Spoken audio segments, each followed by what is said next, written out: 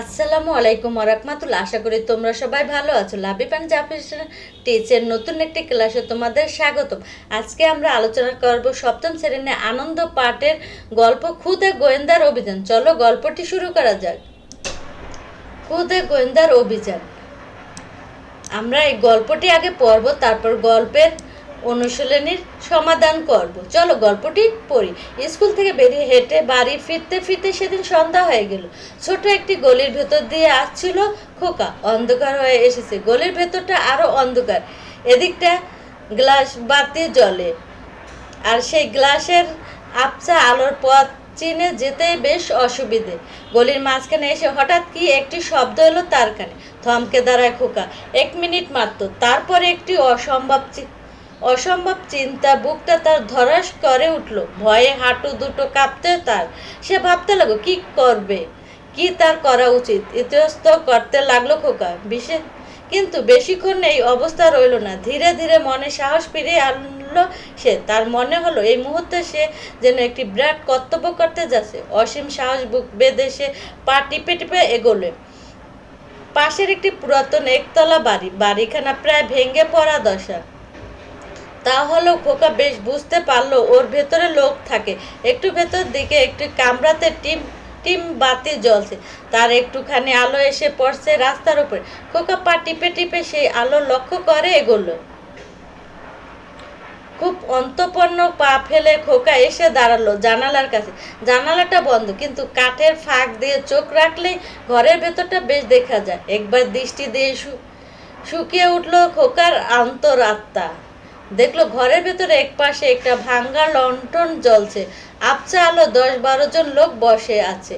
তাদের সবাইকে ভালো করে দেখা যায় না, তবু যা দেখলেন তাতে খোকা প্রায় প্রাণ প্রাণ যায় যায়।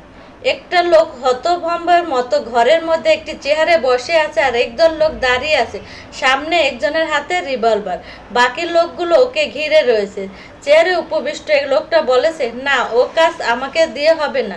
রিভলভারধারীর কঠিন দৃঢ় কণ্ঠে বলল, করতেই হবে তোমাকে, নইলে দেখতেই তো পাচ্ছ। রিভলভারটা একবার নাড়ল সে। একটু শব্দ হবে না, একেবারে আধুনিক যন্ত্র। সামান্য একটু হিস, তারপরে ব্যাস। কিন্তু লোকটা কোনো ভাবান্তর দেখা গেল না। মনের বল তারও কম নয়। নিরন্তর বসে রইল লোকটা। তাকে চুপচাপ বসে থাকতে দেখে অস্ত্রধারী আবার বলল, শোনো তেওয়ারি, আধ ঘন্টা সময় দিলাম তোমাকে, এর মধ্যে মনস্থির করো। এই রইল কাগজ কলম, শুধু একটি সই, নইলে আধ ঘন্টা পরে আত্মরাম আর খাঁচায় থাকবে না। হঠাৎ চেতনা ফিরে এলো খোকার। আর মাত্র আধ ঘন্টা, আর মাত্র আধ ঘন্টা, তারপরে একটা প্রাণ ঢলে পড়বে মৃত্যুর কোলে। খোকার মনের মধ্যে গেল গেল হঠাৎ আলোর ঝলকানি। না, আর এখানে নয়। খোকা ভাবলো। নেমে এলো সে জানালা থেকে। পা টিপে টিপে গলি থেকে বেরিয়ে খোকা দিল এক দৌড়ে এসে পড়লো রাস্তার মোড়ে। বগলে বই চেপে সে ভাবতে লাগলো কি করবে এখন, কোথায় যাবে। খোকার মনে হলো যেমন করেই হোক লোকটাকে বাঁচাতে হবে, কিন্তু কেমন করে। স্কুলের 3rd ক্লাসের ছাত্র সে। বয়স্ক লোক যদিও হতো, বন্ধু বান্ধব জুটে সে নিজে উদ্ধার করত লোকটিকে। বড় রাস্তায় অনেক আলো। ভয় তার কেটে গেল অনেকটা। ধীরে ধীরে ফিরে আসতে লাগলো সাহস। হ্যাঁ, সাহস করে এগোতে হবে তাকে। এমন একটি কর্তব্য তাকে করতে হবে যা কতদিন ধরে সে কল্পনা করে এসেছে। চট করে তার মনে পড়ে গেল তার প্রিয় বইয়ের অতি পরিচিত মানুষগুলোর কথা। সতেন ঘোষ হওয়ার এটাই সুযোগ। কিন্তু খোকা ভাবলো, সতেন ঘোষ তো বয়স্ক বুড়ো লোক, সে বরং তার সাগরেদ তরুণের সুবুদ্ধ হতে পারে। ঠিক, সে হলো সুবুদ্ধ, শক্তিমান, বলিষ্ঠ, নির্ভীক সুবুদ্ধ। কোনো চালাকি তার কাছে খাটে না। প্রত্যেকটা খুনি তার কাছে ধরা পড়ে। যারা পড়ে না তারা অসাধারণ। কিন্তু খোকাকে এবারে সেই দুঃসাহসী কাজের বিবরণ পড়াই নয়, এবার হাতে কলমে এগোতে হবে। এতদিন সে বীরের কীর্তিকলাপের কাহিনী পড়ে এসেছে, এবার সে নিজেই বীর হবে। কিন্তু এখন কি করা যায়, মাথায় তার বুদ্ধি আসছে না।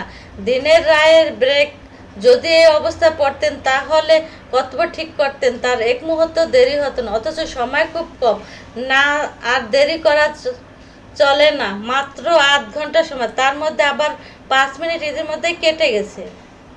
তাই তো লোকটা বাঁচাতে হবে, যে সে আধ ঘন্টা কাটাবার আগে আচমকা হানা দিল। লোকটা বাঁচাতে হবে মৃত্যুর কবল থেকে। সে ভাবতে লাগলো, সতেন ঘোষ এরকম অবস্থা পড়লে কি করতেন। ভাবতে ভাবতে তার মনে হলো, এমন অবস্থা তার কর্তব্য হচ্ছে একজন ইন্সপেক্টরের সঙ্গে করে সরাসরি ঘরে গিয়ে হানা দেওয়া। ঠিক, কিন্তু ইন্সপেক্টর কোথায় থাকেন তাও তার জানা নেই। পাশ দিয়ে যাচ্ছিল একটি লোক। খোকা ভাবলো, সমস্ত ব্যাপারটা একে খুলে বলাটা কেমন হবে, বিপদে আসে তাতে। এসব আনারি লোক অথচ চেঁচামেচি করে সব মাটি করে দেবে, টের পেয়ে পাখি ততক্ষণে উড়িয়ে যাবে। তবে হ্যাঁ, ইন্সপেক্টর খোঁজ ওর কাছ থেকে নেওয়া যেতে পারে। চট করে বুদ্ধি গেল তার মাথায়। লোকটার সামনে গিয়ে সে খুব বুদ্ধিমানের মতো জিজ্ঞেস করলো, আচ্ছা এখন কয়টা বাজে বলতে পারেন? লোকটা একটু অবাক হলেন, তারপর হেসে বললেন 7টা। খোকা একটু ভাবল, আচ্ছা পুলিশের ইন্সপেক্টর কোথায় থাকে বলতে পারে? কেন খোকা, পুলিশের ইন্সপেক্টর কি দিয়ে কি করবে? লোকটার কথায় কথায় রাগ হয় খুব। খোকা ভাবে, একটা পেয়েছি কি, তাকে কত বড় একটা কাজ করতে বেরিয়েছে সে। যদি সফল হয় তাহলে কালকে প্রভাতী সংবাদপত্রগুলোতে বড় বড় অক্ষরে তার কীর্তি কথা প্রচার করা হবে। লোকটার কথার জবাবে খোকা বলেন, আমার দরকার। খোকা, ইন্সপেক্টরের ঠিকানা জানা থাকলে দয়া করে বলুন। ভদ্রলোক একটুখানি চুপ করে থেকে তাকে বলল, কেন, তুমি থানায় গেলে তো পারো। কথাটা মনে ধরল তার। থানায় রওনা হলো খোকা। লোকের কাছে জিজ্ঞেস করতে করতে থানার পথ চিনে সোজা সে হাজির হলো থানার অফিস ঘরে। সামনে বসেছিল ওসি। দেখলেন বেশ একটা অল্প বয়স্ক ছেলে, কি যেন বলবে মনে করে দাঁড়িয়ে। তিনি তাকে জিজ্ঞেস করলেন, কি খোকা, কি দরকার তোমার? আবার খোকা মনে মনে বেজার চটে গেল সে, কিন্তু মুখে শুধু বলল, অনেকগুলো লোক মিলে একটি লোককে খুন করেছে। ওসির কাছে হলো অপরাধ যেন না হয় সেদিকে দৃষ্টি রাখা। কাজে তিনি একেবারে লাফিয়ে উঠলেন, কোথায়, কেমন করে, তুমি কি করে জানলে? খোকা তাকে আদ্যোপান্ত ঘটনা খুলে বলল। সব শুনে ওসি মাথা নেড়ে বলল, ও তাই তো। খোকা তখন সাহস আরও বেড়ে গেল। সে বলল, শীঘ্রই চলো, এতক্ষণে হয়তো লোকটাকে ওরা মেরেই ফেলেছে। ওসি তখন দশেক কনস্টেবল নিয়ে একটি জিপে গিয়ে উঠল। জিপ গাড়িতে ছুটে চলছে। খোকা তখন কি আরাম, সামনে ড্রাইভারের পাশে বসে। খোকা দুরু দুরু কাঁপছে তার বুক। কত বড় একটা অভিযান চলছে সে। তার মনে হয় ওদের জিপটা যদি অন্য একটা জিপকে অনুসরণ করতো তাহলে বেশ হতো।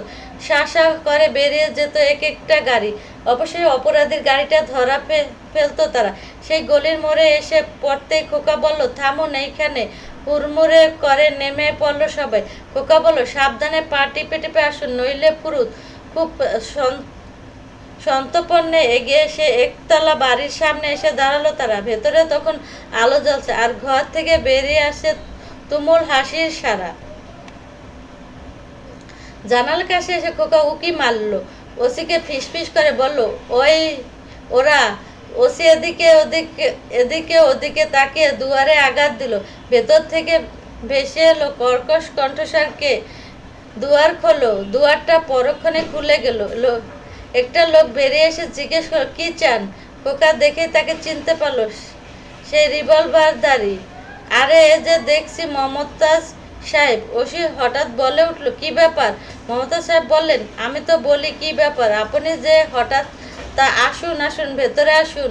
মমতাজ সাহেবের পিছু পিছু সকলে ঘরে ঢুকলো। ওসি সারাটা ঘর একবার ভালো করে দেখে নিল। তারপরে চেহারার উপর পড়ে থাকা কাগজপত্র দেখতে দেখতে হঠাৎ সশব্দে হেসে উঠল মমতাজ সাহেব। তার সঙ্গীরা সকলে তখন দারুণ হকচকিয়ে গেছে। একসঙ্গে এত পুলিশ দারোগা দেখে সকলের চোখ ছানা ভরা।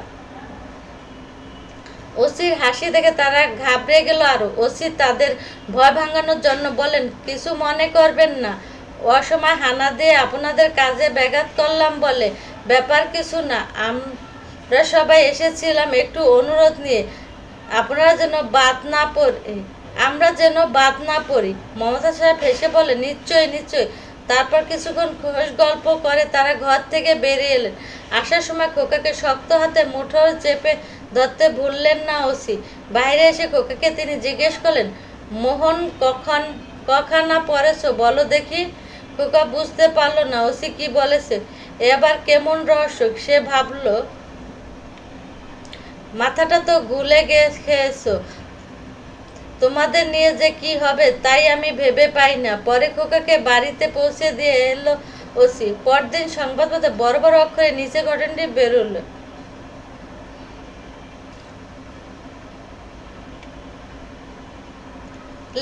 তারপর লেখক পরিচিতি, পাঠ পরিচিতি, মূল ভাব। এই এই গল্পটা তো আমরা পড়েছি।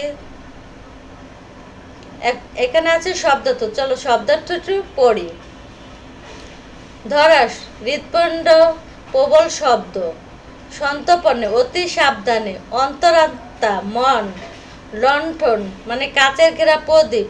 হতভম্ব, বুদ্ধি কাজ না করা।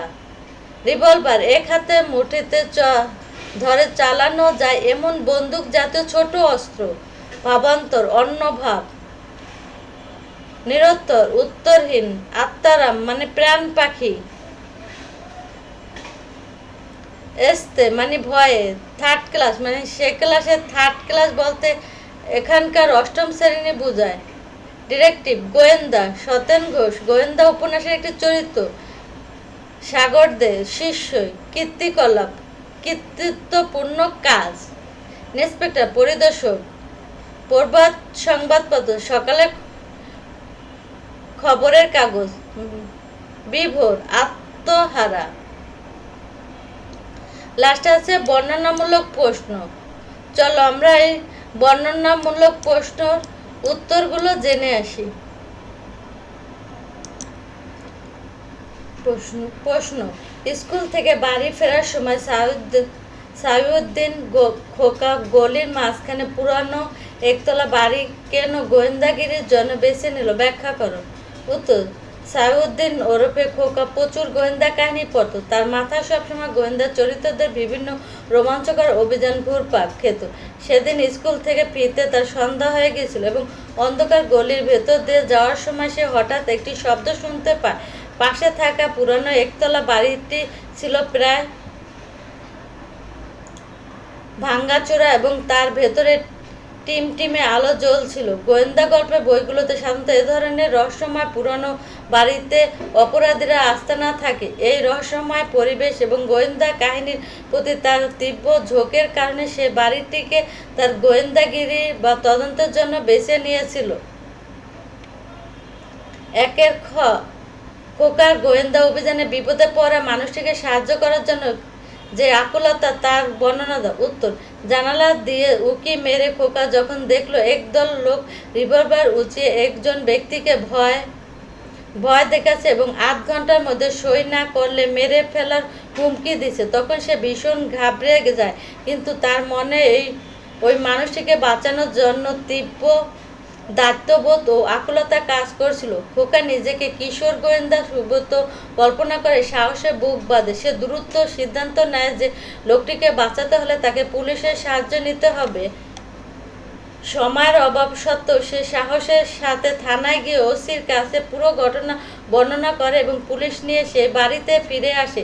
নিজের জীবনের ঝুঁকি থাকার সম্ভাবনা থাকাও অপরিচিত লোকটির প্রাণ বাঁচানোর জন্য খোকার এই একাগ্রতা ও উদ্বেগ সত্যি প্রশংসনীয় ছিল।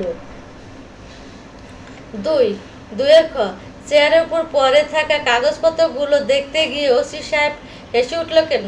উত্তর, ওসি সাহেব যখন পুলিশ ফোর্স নিয়ে ওই বাড়িতে হানা দেয় তখন তিনি দেখতে পান যে সেখানে কোনো অপরাধ হচ্ছে না, বরং একটি নাটকের মহড়া চলছে।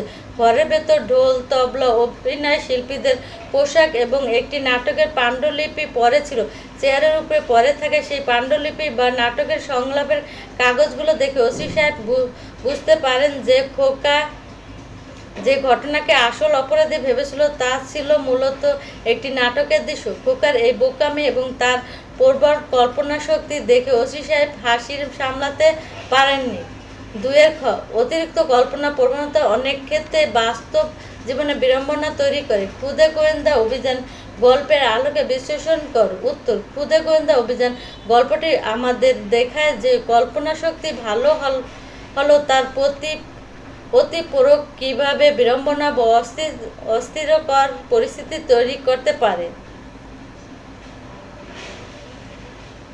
ভুল ধারণা, খোকা প্রচুর গোয়েন্দা বই পড়তো। এই বইগুলো পড়ভাবে সে বাস্তব জীবনে সাধারণ একটি নাটকের মহড়াকে আসল খুন ও ডাকাতির পরিকল্পনা বলে ভুল করে বসে। অহেতুক আতঙ্ক, কল্পনা ঘরে সে এতটাই আচ্ছন্ন ছিল যে নিজের অজান্তে সে আতঙ্কিত হয়ে পড়ে এবং পুলিশকে ব্যস্ত করে তোলে। সামাজিক বিড়ম্বনা, শেষ পর্যন্ত দেখা যায় কোনো অপরাধী ঘটেনি, এর ফলে পুলিশ বাহিনী এবং ওই নাট্যদল উভয়কে অকাঙ্ক্ষিত ঝামেলা পড়তে হয়। যদিও খোকার উদ্দেশ্য সৎ ছিল, কিন্তু বাস্তব ও ও কল্পনা পার্থক্য করতে না পারা একটি হাস্যকর ও বিড়ম্বনাকর পরিস্থিতির সৃষ্টি হয়। পরিশেষে বলা যায়, বাস্তবকে বিচার না করে শুধুমাত্র বইয়ের কাল্পনিক জগতে চশমা দিয়ে জগৎকে দেখলে খোকার মতো এমন বিড়ম্বনা পড়ার সম্ভাবনা থাকে। চলো আমরা বইতে ফিরে যাই। আজকের মতো এ পর্যন্তই। সবাই ভালো থেকো, সুস্থ থেকো। আল্লাহ হাফেজ।